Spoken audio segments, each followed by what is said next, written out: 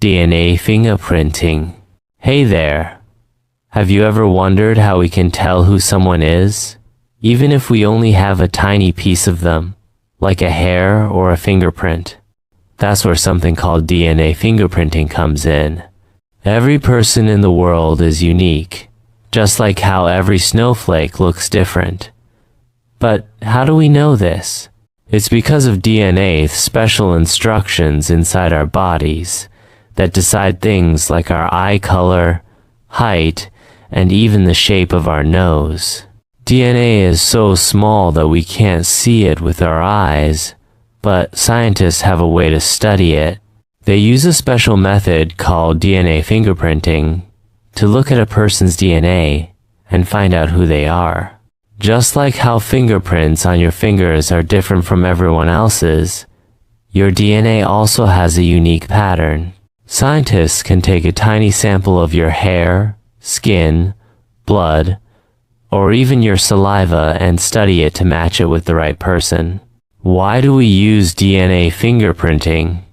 Well, it helps in finding lost family members, solving crimes, and even proving who a person is. It's like a superpower for scientists. So, the next time you hear about DNA fingerprinting, remember it's the magic of science helping us understand who we are. Steps involved are sample collection.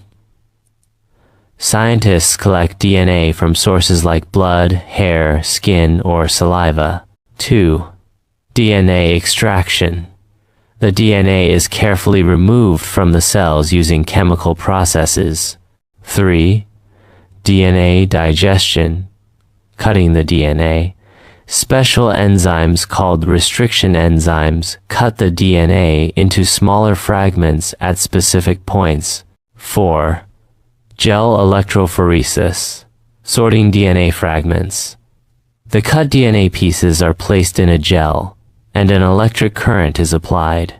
Smaller fragments move faster than larger ones, creating a unique pattern of bands. Blotting, transferring DNA to a membrane. The separated DNA fragments are transferred from the gel onto a nylon or nitrocellulose membrane using a technique called southern blotting. 6.